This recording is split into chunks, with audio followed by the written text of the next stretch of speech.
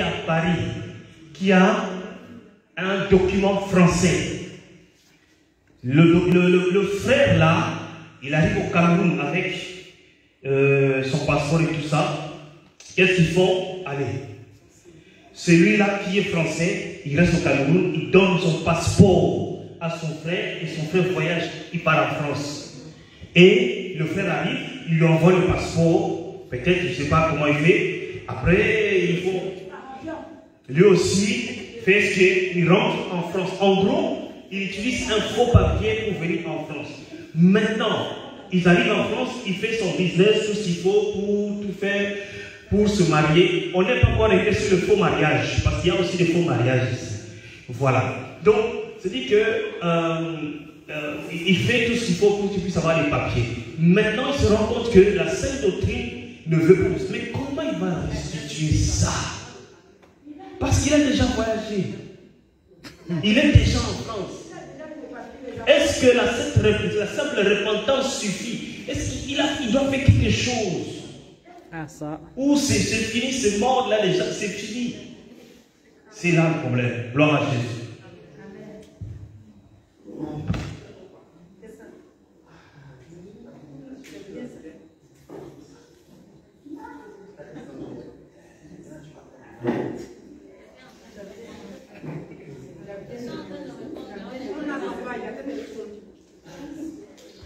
Ouvrez le micro, la personne qui répond, allez-y. Allez-y.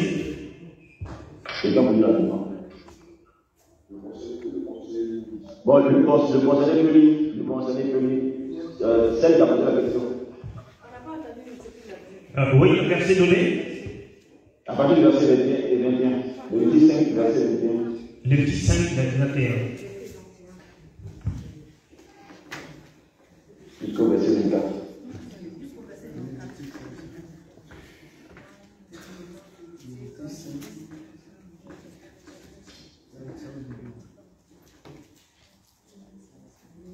Lévitique 5, verset combien? 21.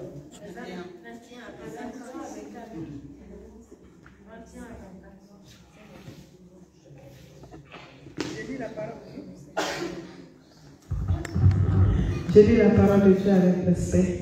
Alléluia. Lorsque quelqu'un péchera et commettra une infidélité envers l'Éternel, en mentant à son prochain au sujet d'un dépôt, d'un objet confié à sa garde, d'une chose volée ou soustraite par fraude, en ayant avoir trouvé une chose perdue, ou en faisant un faux serment sur une chose quelconque de nature à constituer un péché, lorsqu'il péchera ainsi et se rendra coupable, il restituera la chose qu'il a volée ou soustraite par fraude, la chose qui lui avait été confiée en dépôt, la chose perdue qu'il a trouvée, ou la chose quelconque sur laquelle il a fait un faux serment. Il la restituera en son entier, y ajoutera un cinquième et la remettra à son propriétaire le jour même où il offrira son sacrifice de culpabilité. Alléluia. Amen.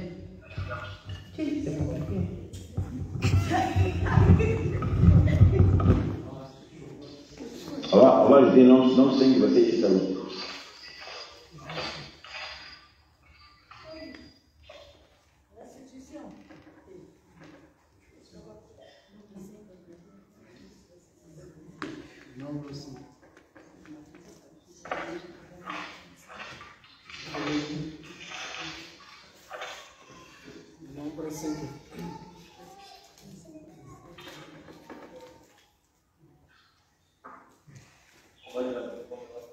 Alléluia.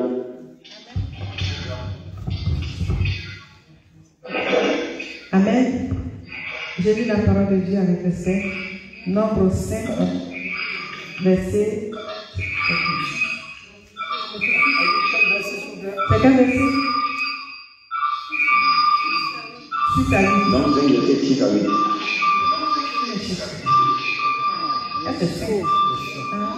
D'accord.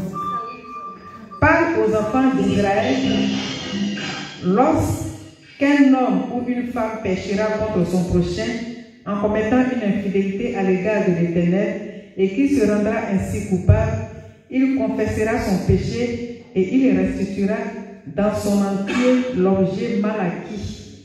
En y ajoutant un cinquième, il le remettra à celui envers qui il s'est rendu. Alléluia. Alléluia. Amen. Gloire à Jésus. Voilà. Donc ici on reprend par les deux versets qui expliquent même la sur la fraude. Alléluia. Parce que le fait d'utiliser, c'est-à-dire d'utiliser un document qui ne nous appartient pas, c'est déjà un mensonge. Et c'était mentionné ici dans le livre de Lévitique 5 à partir du verset 21. Alléluia. En mentant à son prochain, parce que utiliser une pièce qui n'est pas à toi, c'est mentir à quelqu'un. Alléluia. C'est mentir à quelqu'un.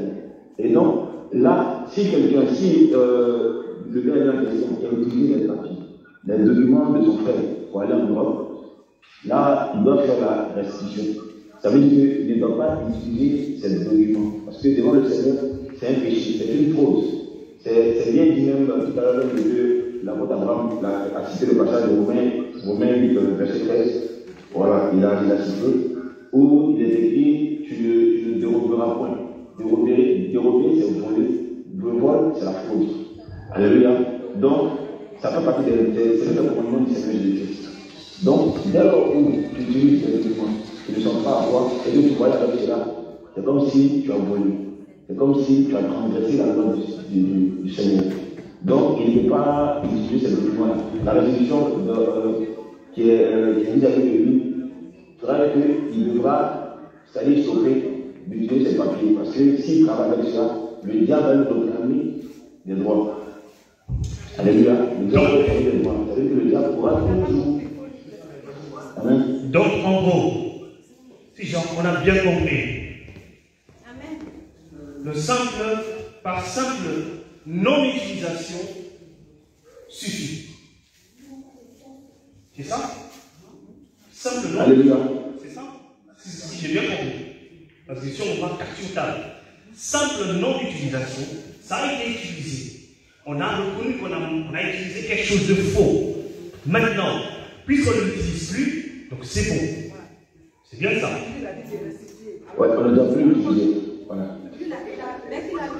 Effectivement, il faut aussi faire la restitution, c'est-à-dire aller vers les autorités, aller à la préfecture pour dire que, parce que la restitution c'est quoi? C'est déclarer que ces papiers ne sont pas à moi. Voilà, il faut converser en fait. Déclarer que ces papiers ne sont pas à moi. Voilà une vraie, afin qu'on puisse établir un nouvel extrait. Oh Dieu, le problème est comment? C'est-à-dire que lui, il a voyagé de la Côte d'Ivoire pour l'Europe. Et oui, il est dans l'Europe, il commence à faire sa vie. Ce papier-là, il utilise plusieurs fonds. Ça se passe comme ça. Oui. Voilà. Maintenant, il se rend compte qu'il rentre dans la Sainte Doctrine avec telle année j'ai fait ça. Mais comment maintenant? Est-ce que simple repentance suffit parce que je l'utilise plus? Est-ce que la simple repentance suffit pour que l'affaire soit close? Ou bien il y a autre chose à faire? C'est ça la problématique. Oui, ça veut dire qu'il n'utilise plus les documents, c'est ça. Ok. Mais s'il n'utilise plus les documents, ça veut dire qu'il doit aussi faire la restitution. Ça veut dire aller le déclarer à la préfecture. Effectivement. C'est ce que le Seigneur demande, de confesser. Ce sera difficile. Voilà. En fait, c'est le prix à payer. Voilà, c'est à enlever, voilà. Restituer, c'est ne plus utiliser encore. Il y a des événements qui peuvent. Amen. Oui, précisément. J'aimerais revenir sur le livre de Nombre 5, verset 54. Écoutez bien ce qu'il dit. L'Éternel parla à Moïse et dit: parle aux enfants d'Israël. Aujourd'hui, nous sommes Israël spirituel. Lorsqu'un homme ou une femme péchera contre son péché, on dira qu'on aura pris les documents de son péché en promettant une infidélité à l'égard de l'Éternel et qu'il se rendra ici coupable. Il confessa son péché. Et ensuite, regardez ce qu'il dit. Il restituera dans son entier l'objet du mal acquis. Alors je paye 5e. Il le remettra à celui envers qui s'est rendu coupable. Dans le type d'espèce, qu'est-ce qu'il faut faire? Non seulement il faut se repentir de son péché, avec déclaré à la préfecture et à celui dont on a pris les documents frauduleusement. Voilà. J'avais pris les documents et je me suis fait passer pour quoi? Je te prie de me pardonner. Voici, je les ai rétablis tels qu'ils étaient. On l'aide. Mais je peux me rappeler que quel est l'acte de la restitution? Il y a le désir de vouloir obtenir le salut dans la part du Seigneur Jésus. Donc, ce qui veut dire quoi? Si vous n'avouez pas à vos fautes et que vous ne faites pas la restitution, dans son entièreté, comme il est dit dans Nombre 5, verset 6 café, vous ne verrez pas Dieu. Donc, c'est le regarder. Naturellement, même quand on est dans le monde, même dans le droit, lorsque vous commettez un effet, vous devez faire la restitution. Alléluia. Donc, c'est une obligation. Vous n'allez pas simplement vous repentir du péché et garder par devant vous les documents frauduleux. Non, ça n'a pas de sens.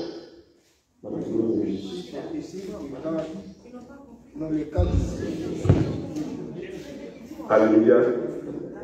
Homme de Dieu. Homme de Dieu. Oui, on t'écoute. Le problème ici, c'est quoi? Le document ne sont plus utilisés. Il a déjà avoué à la personne, c'est vrai. Mais c'est la partie de la préfecture là que vous rajoutez. En plus, c'est la personne qui fait. Voilà, c'est là le problème. C'est que, imaginez, homme de Dieu.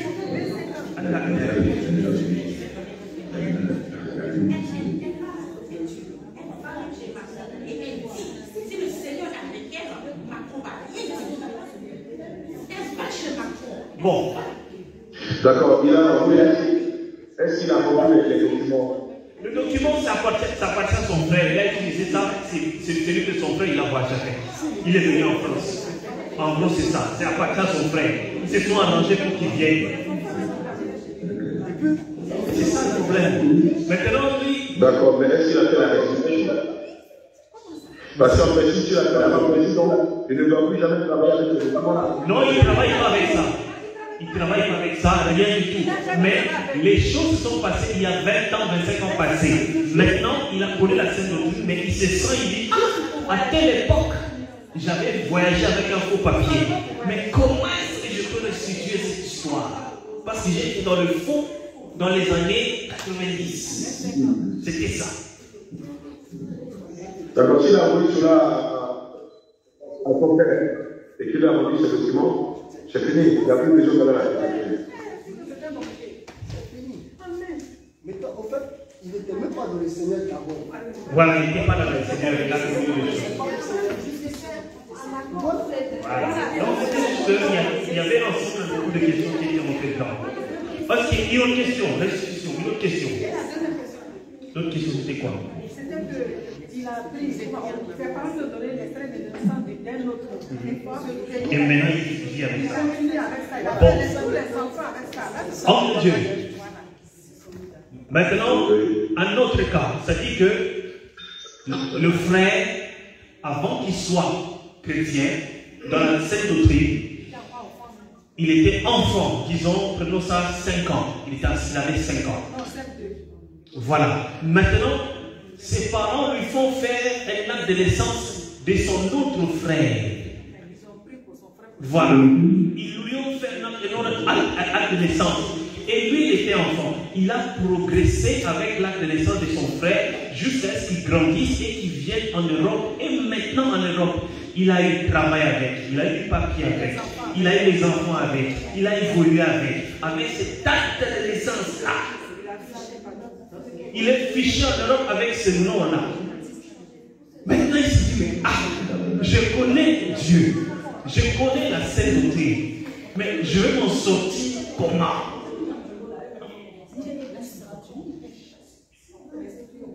Voilà. Homme de Dieu, l'Europe ici, là, c'est compliqué. Voilà un peu le c'est pourquoi nous disions que l'Europe est malheureusement le cimetière de l'Évangile.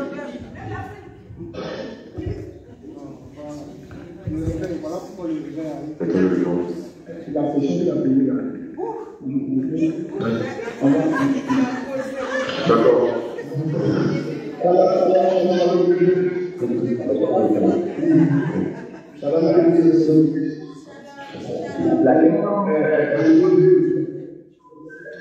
Le père a établi un doute. L'enfant n'était pas chez la personne et que la grand-mère a établi elle est une de naissance. Oui. C'est ça la question. En fait, il était en cas de CM2, il avait eu un problème d'extrait de naissance. Il devait aller faire son extrait de naissance et comme c'était en retard, ils ont pris pour son cousin qui est à côté pour lui donner. Donc aujourd'hui, tout compte fait, oui. Ce n'est pas l'enfant qui est établi. C'est les parents qui lui ont donné cet extrait de naissance. C'est le père qui a établi l'extrait. Ils n'ont pas établi. C'est pour quelqu'un qui est là, il vit encore. L'extrait de naissance. Alléluia. Le Seigneur dit dans le livre d'Ézéchiel, juste verset 20.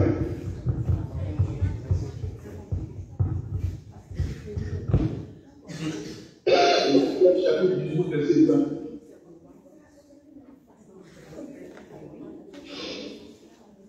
J'ai lu la parole. L'âme qui pêche, tel qu'il mourra. Dans ce cas-là, c'est le.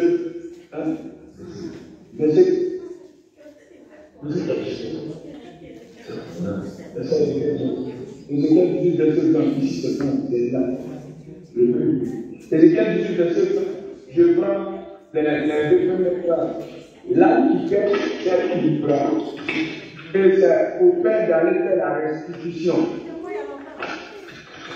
concernant l'extrait de naissance.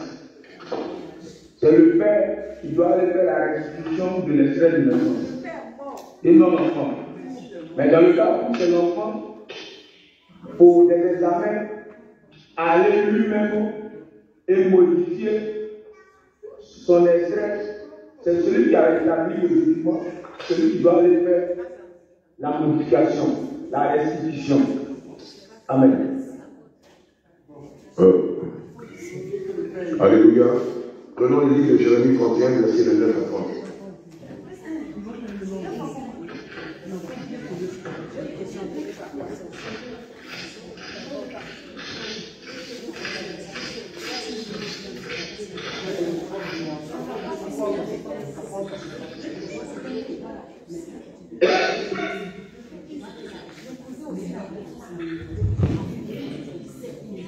Jérémie 31, verset 29 à 30. Quelqu'un peut lire, s'il vous plaît. Jérémie 31, verset 29 à 30. Amen. En ces jours-là, on ne dira plus, les pères ont mangé des raisins verts, et les dents des enfants en ont été agressés. Amen. Mais chacun mourra pour sa propre iniquité. Tout homme qui mangera des raisins verts, ses dents en seront agressées. Amen. Alléluia. Alléluia. Le docteur lit la citation dit tout à l'heure. Lorsque ses parents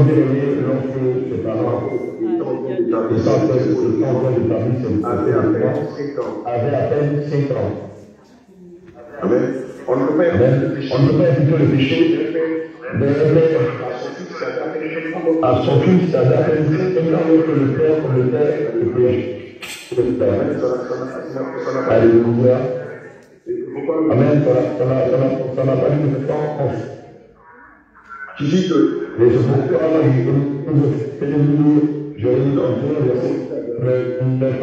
mais chacun mourra pour sa propre vie.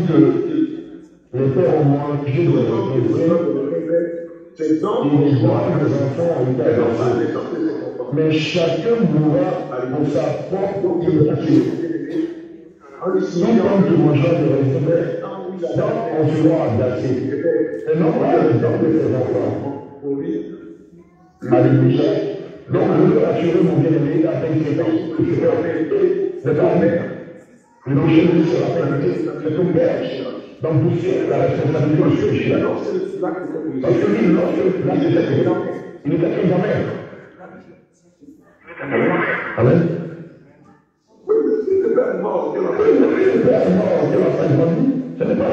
Mais en Europe, les choses compliquées, c'est les choses.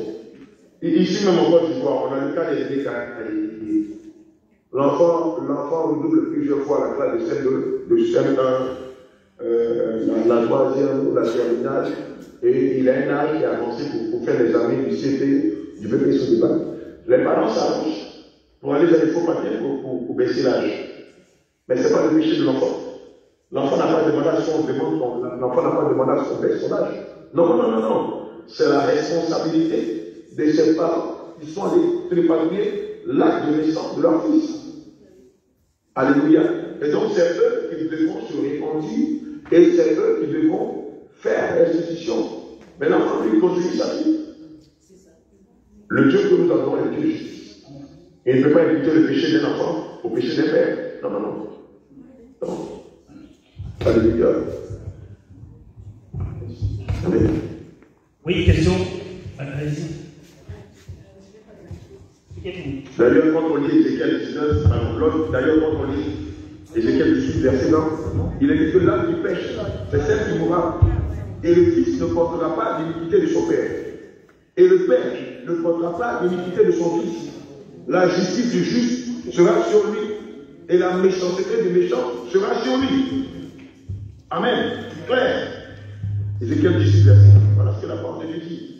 Que le Seigneur vous bénisse. On y va, question. Homme de Dieu, j'ai une question par rapport à ce qu'on vient de dire. Parce que je voudrais savoir si ça ne peut pas bloquer notre vie dans un pays où le Seigneur vous concerne. Je vais prendre la question, comment?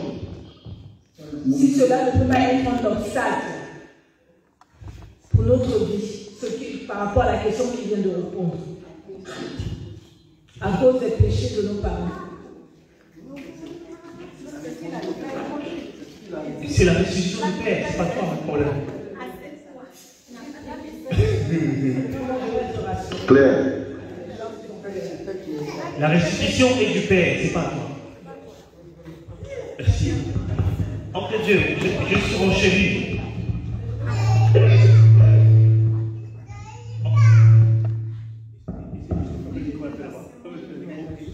Homme de Dieu, vous m'entendez? Oui.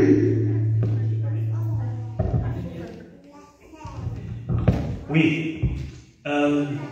Comme vous le savez, ici en Europe, la plupart quittent le Burkina, le Cameroun, le Congo, le Bénin, Côte d'Ivoire, il arrive. Quand il arrive ici,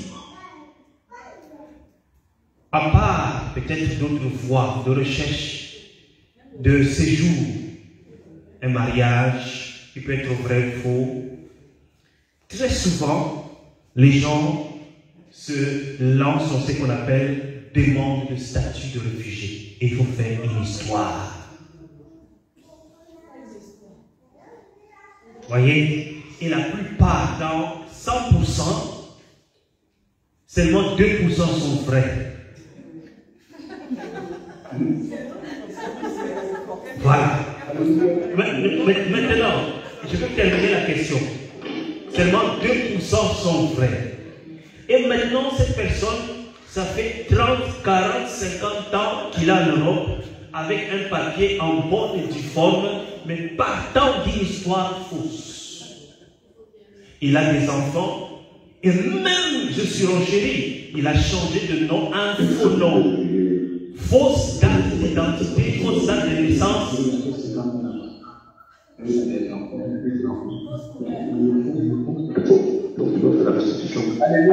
Ok, je vous laisse parler.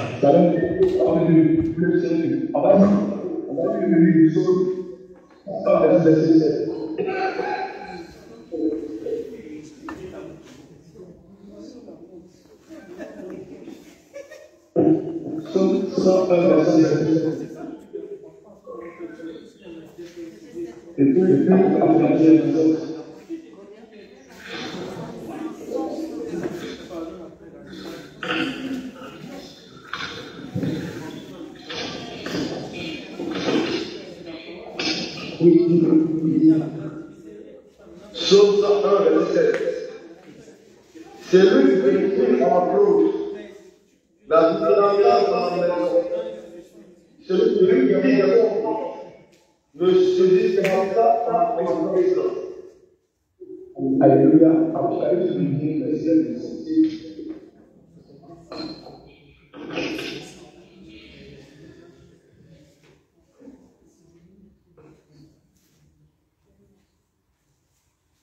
Apocalypse 21, verset 7. Et il n'entendra rien de souillé, ni personne se à la abomination et au mensonge.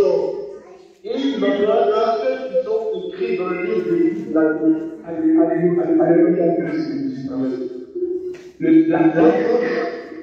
Même 40 ans après, 50 ans après, toujours une chose. Mais il faut faire la réaction. La même chose. La Judée, 100 ans après, quand la personne doit faire la restitution. Tu es avec un faux document dans le pays disant que tu étais un réfugié politique. Et en réalité, tu n'es pas un réfugié. Donc tu vas aller voir l'institution qui s'occupe de cette chose et tu vas corriger cela. Sinon, si tu ne fais pas la restitution, le Seigneur dit que celui qui se livre à la preuve n'habitera pas dans la maison, dans ma maison. Donc, pour habiter dans la maison de l'Éternel, il faut être conforme à la sainte doctrine. Donc, si le Seigneur parle de la restitution, tu dois faire la restitution sur tous les plans.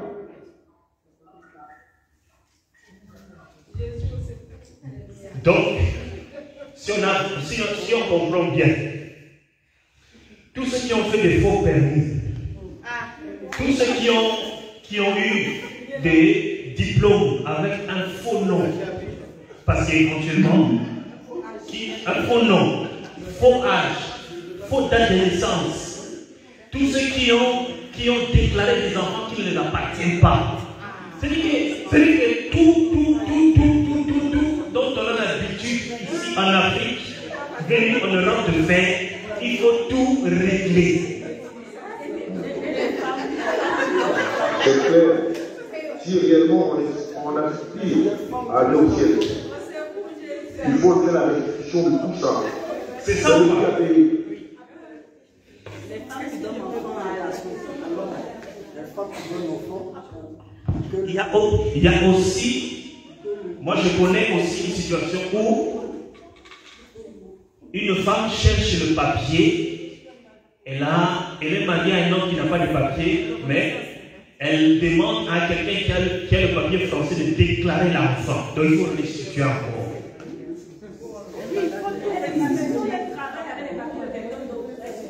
Et même quand on travaille avec le papier,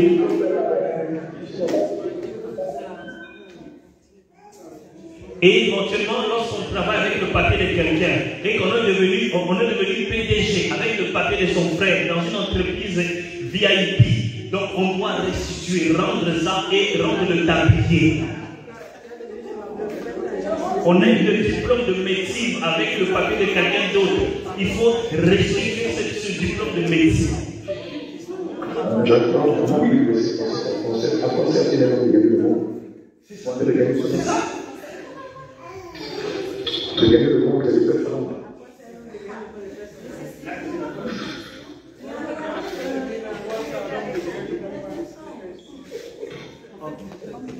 Alléluia.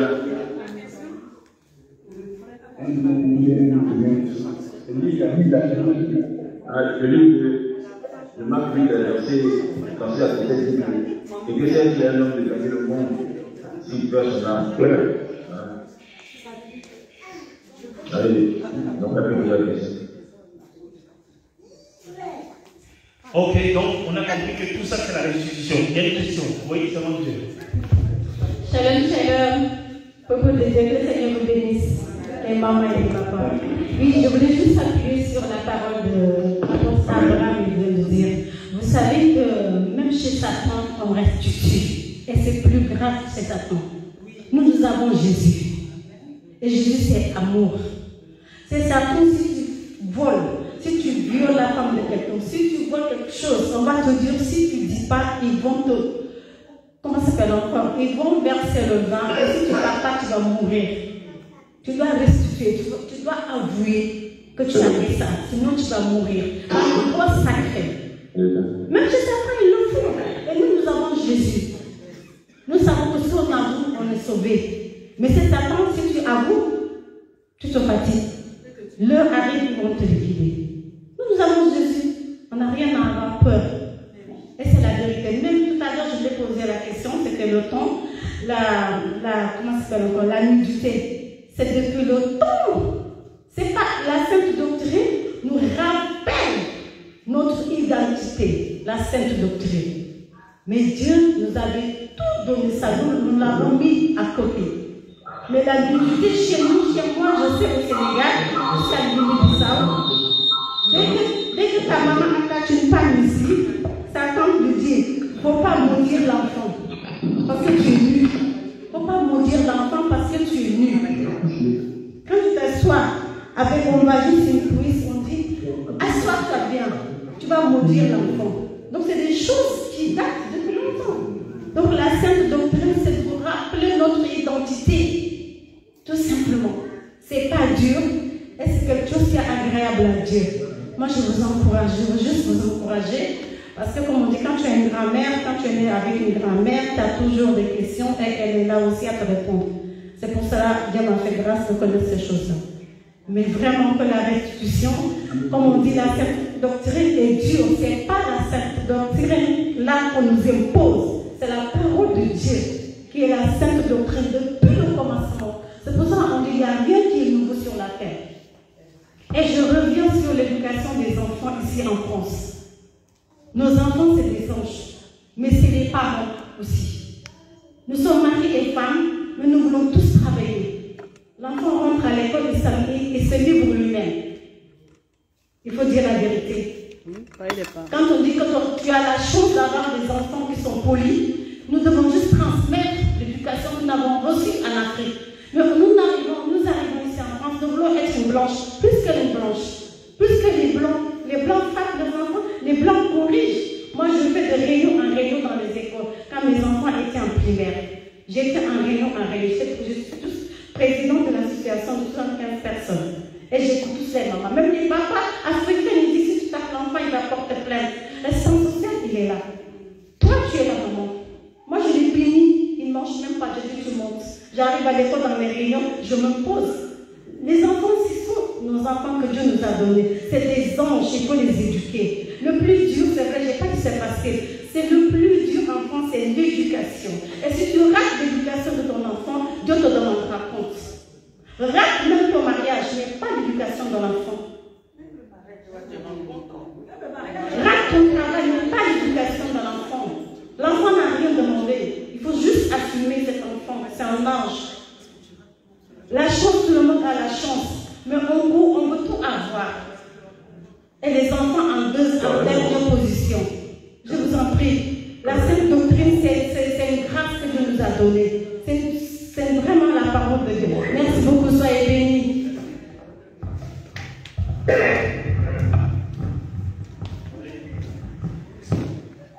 Ok, homme de Dieu, petite question rapide, toujours dans la sainte doctrine. C'est moi, je réponds. M'entendez, homme de Dieu? Question? Oui, c'est bon, voilà. C'est bon, je t'entends. La question, c'est que la plupart de ceux qui viennent dans les églises de la sanctification, ils ont peut-être eu à avoir été mariés avant. Ont doté correctement. Vous voyez? Maintenant, il y a eu, on peut dire, divorce. Pendant qu'ils n'étaient pas dans la sainte doctrine. Il y a eu divorce. Et comme la plupart des églises ici en France, vous allez venir, vous allez vous rendre compte. Le remariage est permis. Même les pasteurs, tout le monde peut se remarier. Femme de ministère, non, tu ne veux pas de celle-là, tu la vis. Tu prends une autre tranquillement, il n'y a pas de problème. Voilà. Oui, c'est tranquille ici. Ah, c'est vous là-bas d'Afrique que vous êtes un peu. C'est vous là-bas d'Afrique que vous êtes un peu strict. Ici, là, ça passe. Ici, ça passe. Voilà. C'est un moment blanc, hein? L'Europe, c'est un moment blanc. Voilà. Donc, chacun fait ce qu'il veut comme il veut. Exactement. Donc, il se retrouve qu'il épouse une autre. Mais il vient maintenant dans la scène de avec l'autre, déjà, il y a eu 2, 3, 4 enfants. Ah! Il m'a fait comment? Il m'a fait comment? Là, il se rend compte que, en gros, celle qu'il a laissée là, c'est sa femme. Mais maintenant, celle-là, c'est comment? C'est ça le problème. La plupart des problèmes ici, serviteurs ou quoi que ce soit, c'est le problème de mariage et de remariage, de divorce. Merci de Dieu. Shalom, shalom. Shalom. On va lire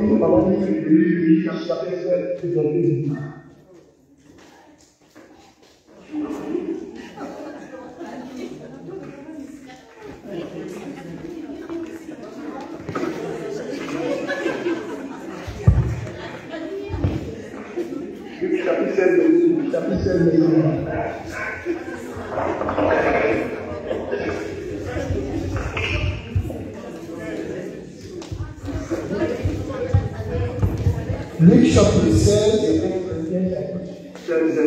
verset 11 à 12. Je lis la sainte parole de Dieu. Luc chapitre 16, verset 18. Quiconque répudie sa femme est un autre.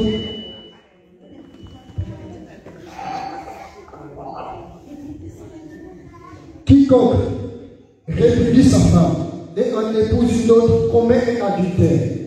Et quiconque épouse une femme répudiée par son mari commet un adultère. Voilà, c'est clair. Quiconque répudie sa femme et en épouse une autre commet un adultère. Et quiconque épouse une femme répudiée par son mari commet un adultère. On va l'appuyer avec le passage de 1 Corinthiens chapitre 7, verset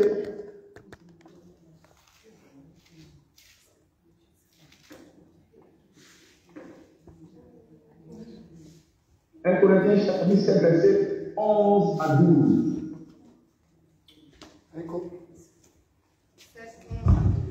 1 Corinthiens chapitre 7, verset 11 à 12. D'accord. Je lis la sainte parole de Dieu. À ceux qui sont mariés, j'ordonne non. Ici, le Seigneur a été conformément à la parole de Dieu. Mais le Seigneur ne parle pas Le mariage civil. des mariages civils où il n'y a pas eu de temps. Non, ce n'est pas de ça qu'il s'agit. Mais ici, il s'agit de temps. Quand ils ont été, la femme a été posée. Voilà, ici, c'est donc une protection. Non, les autres, ils sont exclusifs. Ça, c'est pas le mariage. Alléluia. Non, mais non, on lui permet de tout. À ceux qui sont mariés, j'ordonne non pas moi, mais le Seigneur, que la femme ne se sépare point de son mari. Si elle est séparée, le Seigneur n'a pas la femme ne se sépare pas. Point. Ça veut dire jamais ton mari. quelque chose, les bulletins, quand le sang ne s'appelle pas de mari. Maintenant, si elle est séparée, qu'elle demeure sans se marier, ou qu'elle se réconcilie avec son mari, et que le mari ne répudie point sa femme. Amen. Amen. Amen. Donc le mari ne soit pas répudié sa femme. Au verset 39. Verset 39. Une femme est liée aussi longtemps que son mari est vivant. Mais si le mari meurt, elle est libre de se marier avec qui elle veut. Seulement que ce soit dans le Seigneur. Parole du Seigneur. La parole de Dieu.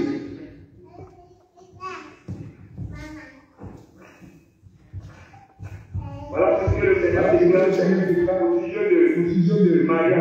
Donc, une femme qui a été dotée, un homme qui a été doté, et qui se sépare d'elle, il va avoir le marié, il commet un acte. Donc, vous êtes en train de nous dire là que le frère qui est venu dans la Sainte Doctrine après, il s'est rendu compte qu'il a déjà eu 2-3 enfants avec cette soi-disant nouvelle femme. Il l'a certainement encore doté. Donc, oh là là.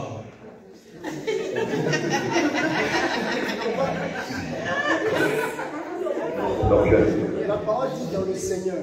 C'est bien signifié aussi dans le Seigneur. Oui, La question, je le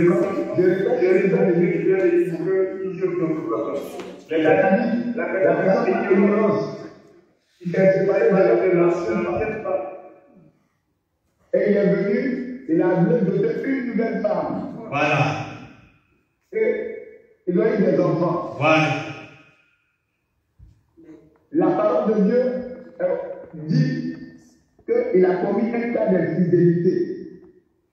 Et c'est un cas d'adultère. Même s'il l'a doté, c'est la première là qui est sa femme.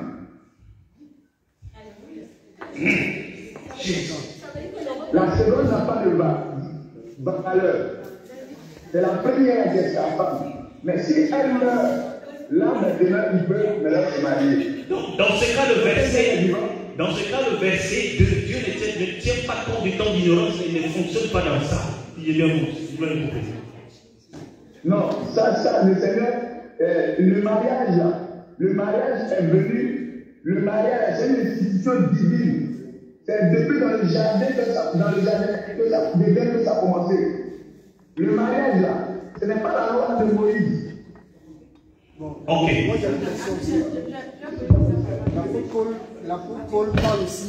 Matthieu 19, verset 1. Oui.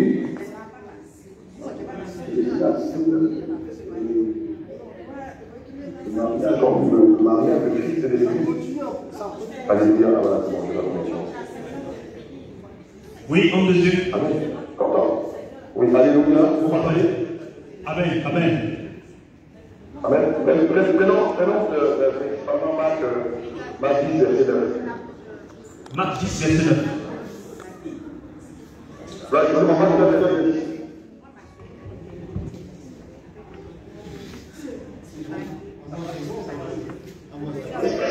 Marc 10, verset 9. Je lis la sainte parole de Dieu. Que l'homme ne sépare pas ce que Dieu a aimé. Marc 10, verset 9. Que l'homme donc ne sépare pas ce que Dieu a joint. Que l'homme donc ne sépare pas ce que Dieu a aimé. Donc Dieu est venu de faire une divorce. Ce n'est pas le droit de Dieu de voir ses enfants divorcés. Mais le premier mariage, auquel Dieu ne veut pas qu'on divorce, c'est la porte. C'est la porte, la porte. Alléluia. Lorsque Dieu parle, Dieu parle à la porte. Parce que dans la porte, il y a non seulement le moment où on est réclamé, mais il y a aussi la bénédiction de Dieu. Il y a la bénédiction divine dans la porte. Alléluia. L'homme de Dieu a cité tout à l'heure le mariage avec Ève dans le jardin d'Éden. Alléluia. Je vais essayer. Amen.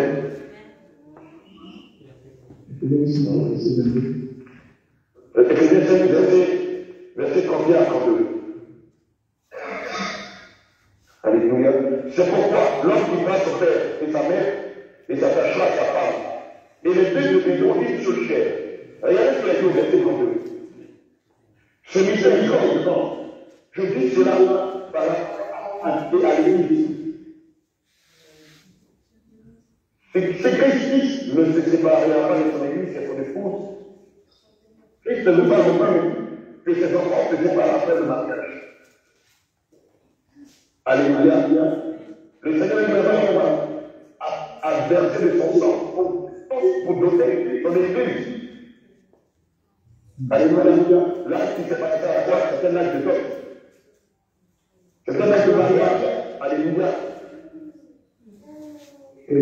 Amen. Amen. Amen. Amen. Amen. Donc, comme on l'a vu tout à l'heure, selon le livre de 1 Corinthiens 7, qui dit que l'homme ne se sépare pas de son épouse, Dieu non plus ne veut pas que ses enfants se séparent après mariage. Et si, malencontreusement, il y a divorce, les deux conjoints vont rester comme ça jusqu'à la mort. C'est après la mort de l'un des conjoints que l'homme ne pourra se remarier. Sinon, s'ils divorcent et qu'ils sont encore vivants, ils sont unis par la chair. Alléluia. Et si un homme tente de se marier devant Dieu, c'est une forme d'adultère. Claire. Alléluia. Est-ce que le nom de Dieu a dit tout à l'heure? On peut pas ajouter le mariage. On ne joue pas avec le mariage. Le mariage ne fait que jouer. Parce que Dieu ne fait pas au mariage. C'est un engagement sacré. Donc, à cause de moi, Qu'on consulte Dieu. Dieu d'abord.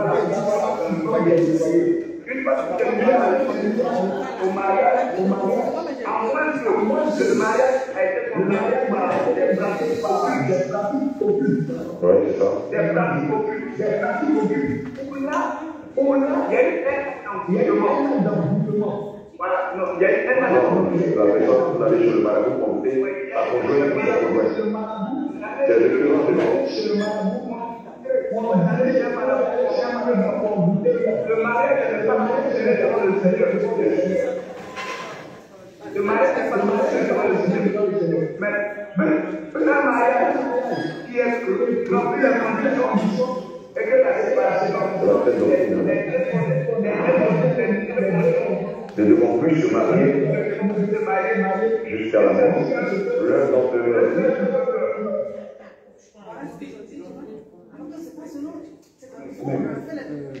Bon, en Dieu, il nous reste 10 minutes. Il nous reste 10 minutes. Il nous reste 10 minutes. On prend deux dernières questions. Précision, donc la précision. Shalom, homme de Dieu.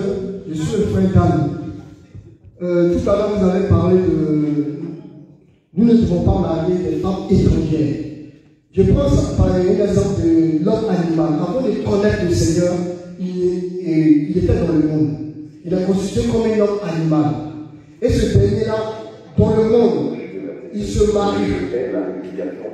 Voilà, il se marie. Il se marie. Pas selon le Seigneur. Parce que les enfants du Seigneur, c'est le Seigneur qui appelle ses enfants. Donc ce dernier-là se marie.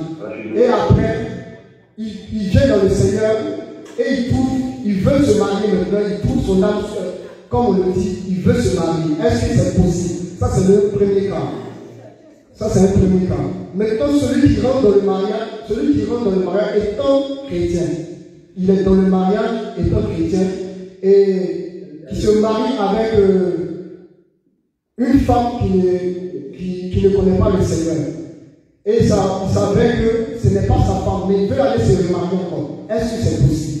Il est dans le Seigneur. Lui, il est dans le Seigneur, mais il s'était marié avec une femme qui ne connaissait pas le Seigneur. Donc voici ma deuxième question.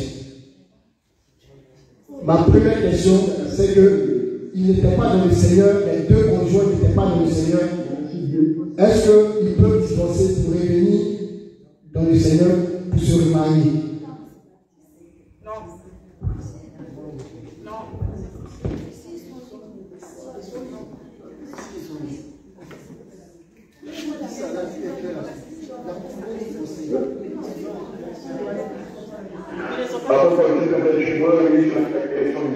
On ne l'a pas bien perçu.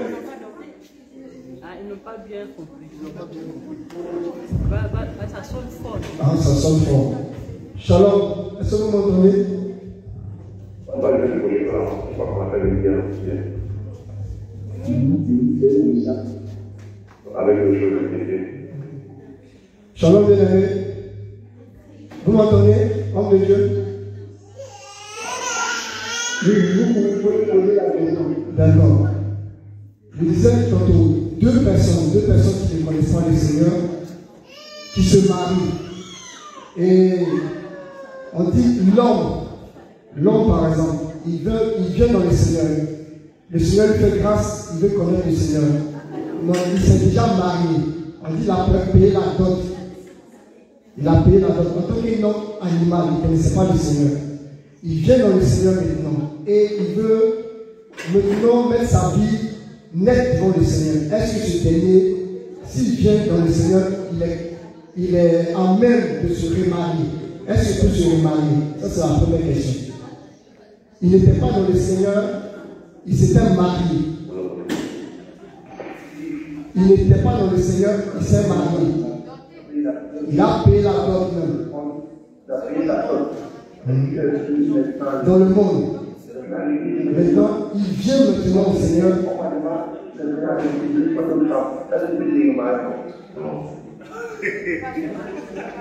Qui a traduit là?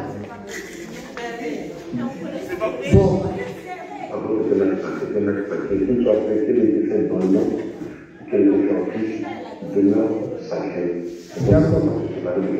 Cependant, l'apôtre Paul dit que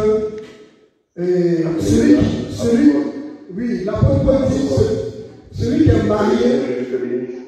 J'aimerais rappeler que la dot était l'acte sacré. Quand on a eu à le faire lorsqu'on était dans le monde, ou qu'on a eu à le faire lorsqu'on est dans la scène doctrine, les récits sont de même.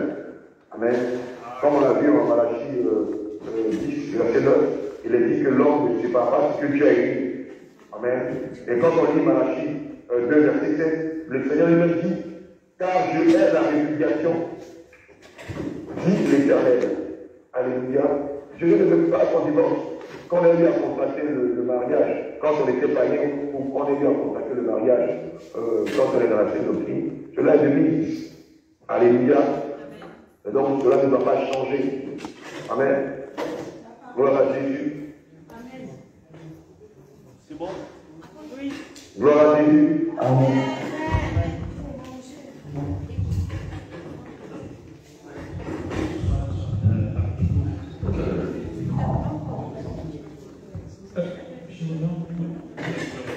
Shalom, frère, je me suis frère Benjamin. J'avais une question. Oui, shalom, bien-aimé Benjamin. fait pour savoir que la femme avec laquelle on est ou qu'on a marié, c'est la bonne femme? Je veux dire par là, celle que Dieu a prévue pour nous, celle de notre destinée. Est-ce que c'est mauvais si on se marie avec une femme qui n'a pas été destinée à nous? Pas de songes, pas de visions, pas de confirmation sur le terrain. Alléluia. Gloire à Jésus. La chaîne dans une maison. Je viens de faire ça. Amen. On va prendre le livre de Genèse. Lorsque le patriarche Abraham a vu elle, il a vu quelque chose qui confirmait que c'était réellement son épouse. Amen. C'était vraiment la femme. C'était vraiment son idéal qui fait son assistance.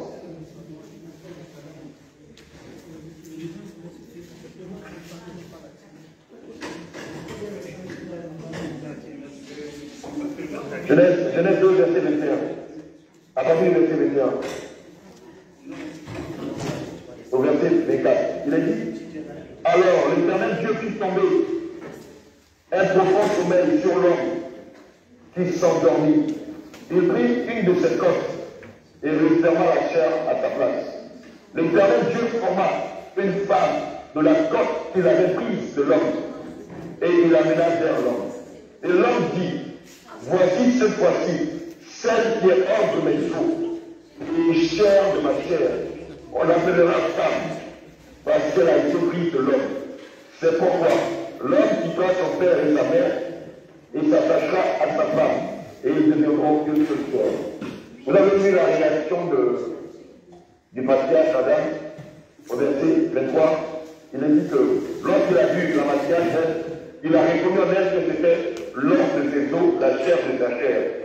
C'est-à-dire, cela veut simplement dire que lorsque vous vous mariez, des signes de droit, c'est que cette femme que vous avez épousée est véritablement l'os de votre os ou la chair de votre chair. Amen. Pas des songes, pas des visions, pas des révélations. Mais avant qu'on en vienne là, il faut toujours prendre la peine, avant de vouloir se marier, de consulter Dieu. C'est très important. Il est impérieux pour tout chrétien, pour toute chrétienne, avant de rentrer dans les lieux sacrés du mariage, de consulter le Seigneur dans le jeûne et dans la prière. Sur la base de Job 33, verset 14 à 15.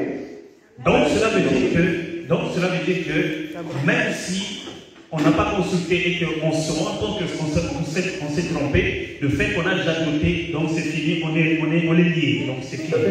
C'est mort. Parfait. Voilà, c'est votre responsabilité. Vous avez pris la peine de consulter Dieu, vous assumez les conséquences. On assume. Le Seigneur est transigeant là-dessus.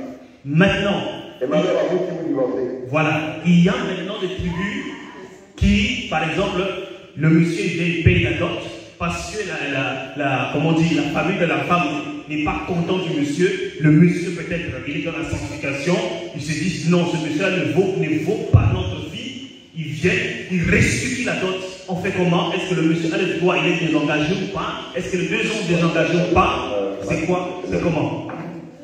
Est-ce que la restitution de la dot est possible dans la sainteté?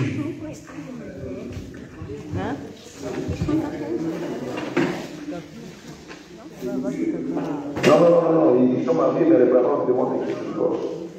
On revient à ce que le livre de Matthieu, verset 9 dit.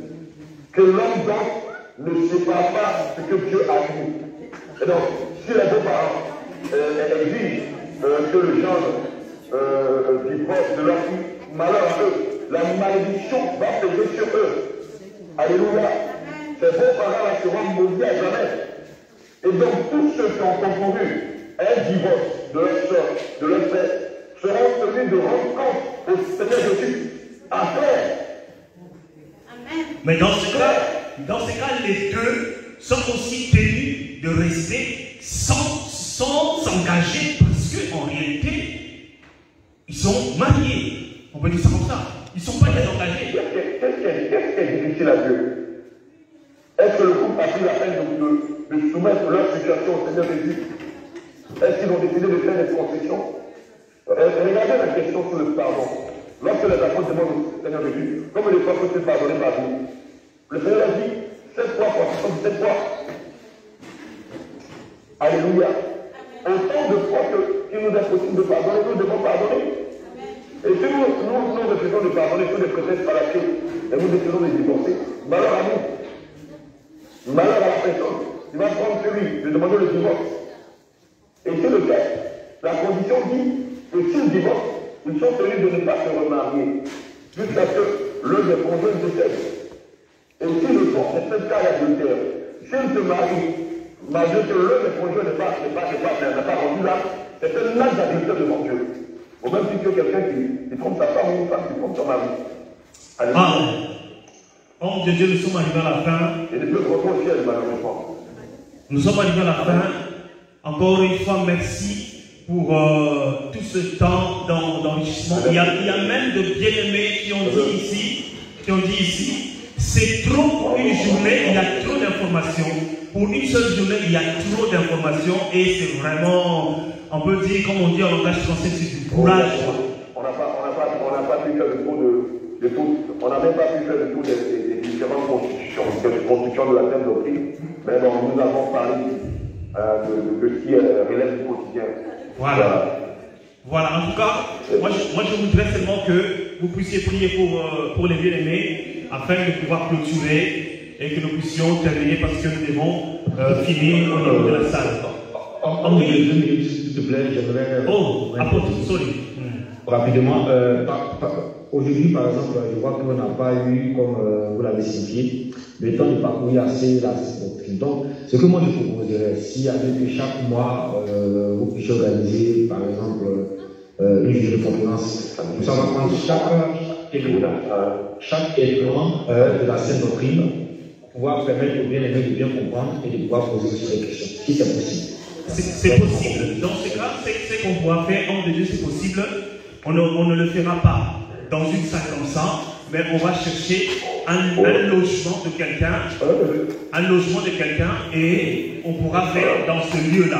Oui. Vous voyez, on va dans un logement de quelqu'un.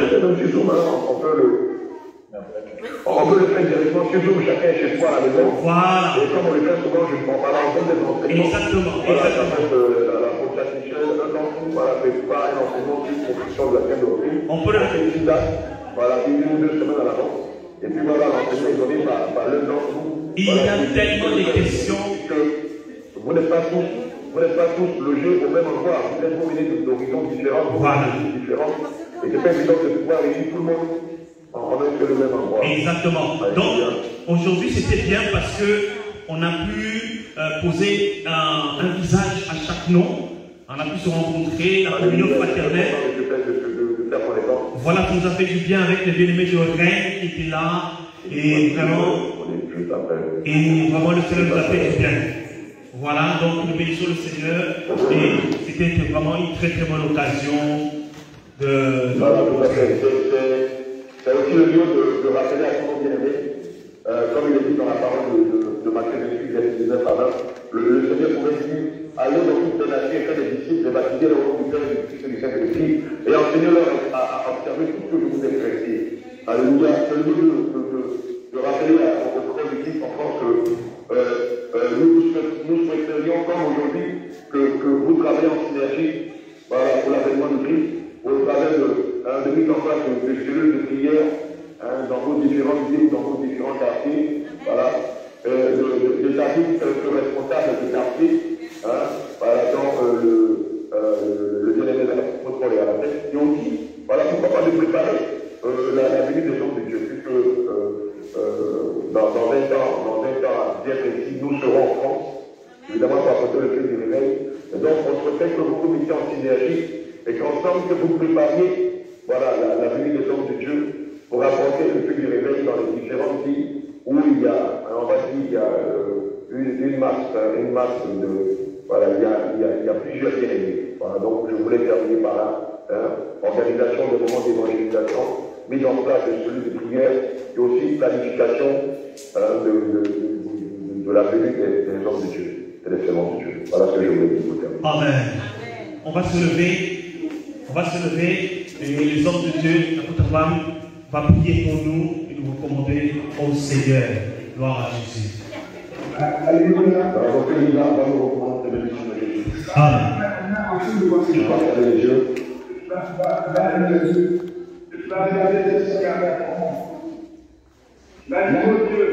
Oh Dieu. Reste l'oreille à ma prière.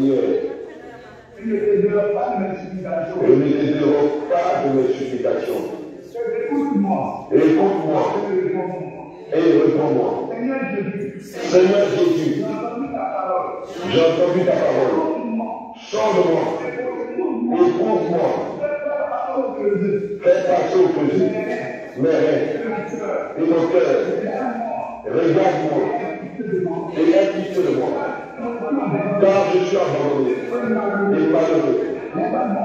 Les angoisses de mon cœur. Tire-moi de ma détresse. Voici ma misère et ma peine. Pardonne tous mes péchés. Voici combien mes ennemis sont. Et que la haine de notre genou contre me poursuit. Garde-moi, Seigneur Jésus, et sauve-moi. Seigneur Jésus, tu as dit dans le livre de Matthieu, chapitre 13, verset 3.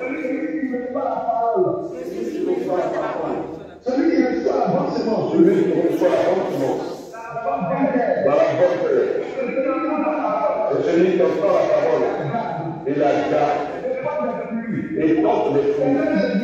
Seigneur Jésus, oh Dieu, qu'elle ne sonne pas de mon cœur, garde aussi la tête de mon cœur, que je ne m'en détourne ni à gauche, ni à droite. Seigneur Jésus, donne-moi de demeurer dans ta parole. Seigneur Jésus, brise les chaînes, les liens, la malédiction que j'ai poussé par violence. Seigneur Jésus, donne-moi la force, le courage de pouvoir faire la réussite, de pouvoir résoudre tout ce qui vient à venir. Seigneur Jésus, viens à mon secours et délivre-moi. Seigneur Jésus, merci pour ta serviteur. Merci pour cette voix. Merci pour le déplacement. Bénis ton serviteur, l'apôtre Paul. Bénis ton servant, ta confiance. Oh Dieu, et porte à l'impulsion de Dieu. Garde dans le feu éternel. Et donne la force. C'est le nom de Jésus. À la maison, c'est les enfants. Premièrement, soit le conducteur des véhicules qui vont prêter. Au nom de Jésus. Amen. Shalom.